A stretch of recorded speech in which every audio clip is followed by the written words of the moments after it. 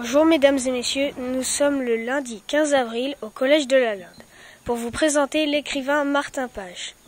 Il séjourne à la Linde dans le cadre d'une résidence d'auteur.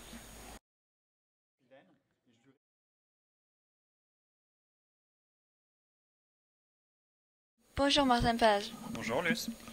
Quelles études avez-vous suivies pour devenir écrivain? Alors, il n'y a pas d'études spécifiques pour devenir écrivain. C'est pas comme pilote d'avion. Quand on veut devenir pilote d'avion, il vaut mieux faire un certain type d'études. C'est même obligatoire. Pour devenir écrivain et pour devenir artiste en général, il n'y a pas normalement besoin de faire un certain type d'études. Moi, j'ai une scolarité assez... j'étais un assez bon élève pendant jusqu'en 5e ou 4e. Ensuite, ma situation scolaire s'est dégradée. Je suis devenu un élève beaucoup moins bon et même pas très bon. J'ai fini par avoir mon bac et une fois à l'université, j'ai fait essentiellement des premières années. C'est-à-dire j'ai fait une première année de droit, une première année de philosophie, une première année de psychologie, une première année d'anthropologie, etc., etc. Donc je m'intéressais. Je pense que j'ai du mal avec l'idée de se spécialiser dans une matière. Je m'intéressais à beaucoup de sujets, donc j'allais à des cours qui étaient très très différents, qui n'étaient pas forcément dans mon cursus, si tu veux. Donc mes études, ça a été de pas suivre une voie classique d'une certaine manière.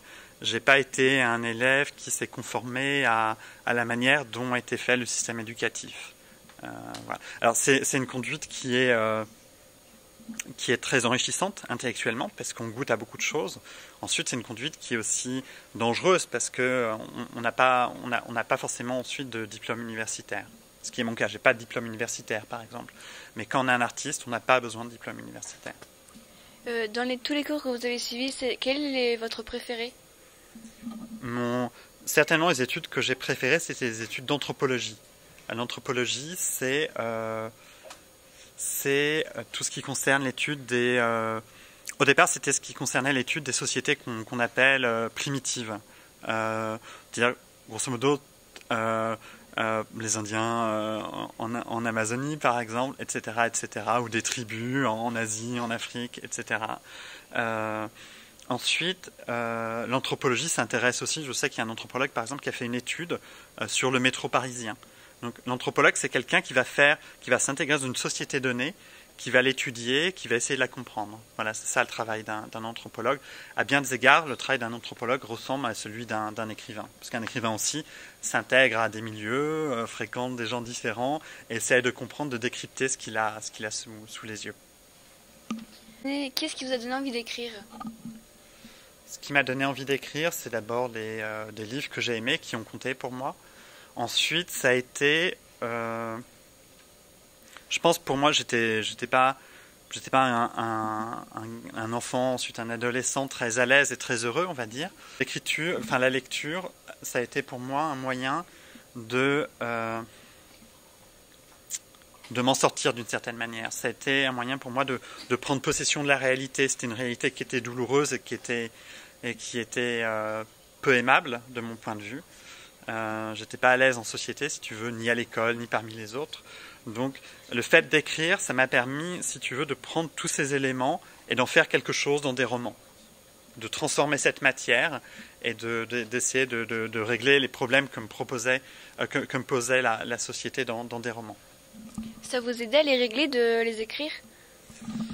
Ouais, c'est exactement ça. C'est-à-dire que le fait d'écrire, de prendre ce qui m'est arrivé, ce qui est arrivé à des amis, et de mettre ça à plat dans un livre, de créer des personnages, des situations, c'est une manière de réfléchir à tout ça. C'est une manière d'avoir un rapport un peu plus paisible et pacifié à la réalité.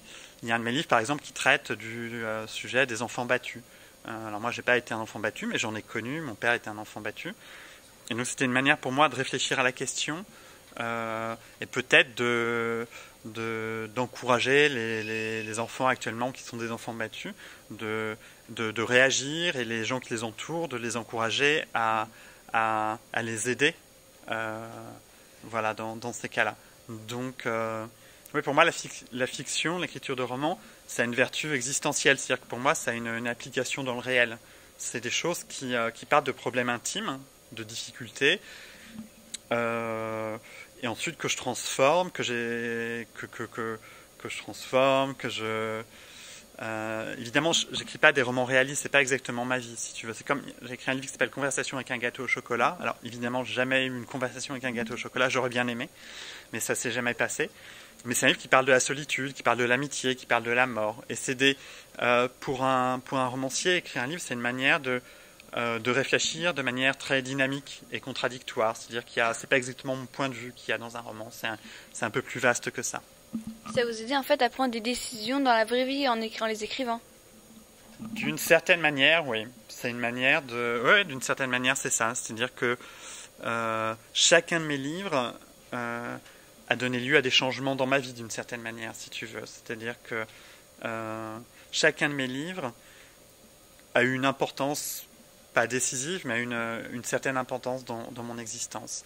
C'est pour ça que tous les livres qu'on écrit, enfin en tout cas c'est mon cas, sont des livres personnels. Il n'y a pas des livres auxquels je ne suis pas attaché, même si évidemment des livres que j'écris à 10 ans, je les écrirai plus de la même manière aujourd'hui, si tu veux. Mais en tout cas, j'y suis tous attaché parce que dans ces livres, il y a des questions intimes sur la violence, sur la solitude, sur la mort, sur la peur, sur l'alcoolisme, la maladie, sur tous les grands sujets, si tu veux. Sur le suicide aussi. Sur des questions qui nous agitent tous, qui nous touchent tous.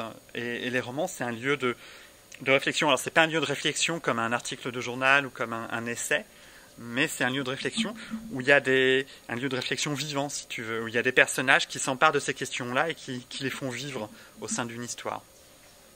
J'ai été publié pour la première fois, j'avais 25 ans, c'était en 2001, donc ça fait exactement 12 ans cette année. Et ça a été long. C'est-à-dire que le premier livre que j'ai écrit, je devais avoir 18 ans. Je l'ai envoyé à des éditeurs, il a été refusé partout. Ensuite, j'ai écrit, je ne sais plus, 5, 6 ou 7 livres, je ne sais plus, qui ont aussi été refusés partout. Et c'est seulement à 25 ans que j'ai été publié. Donc il a fallu 7 ans avant d'être publié. Et j'ai reçu beaucoup de lettres de refus de la part des éditeurs. Et ça a été un long chemin, même si j'ai été publié jeune.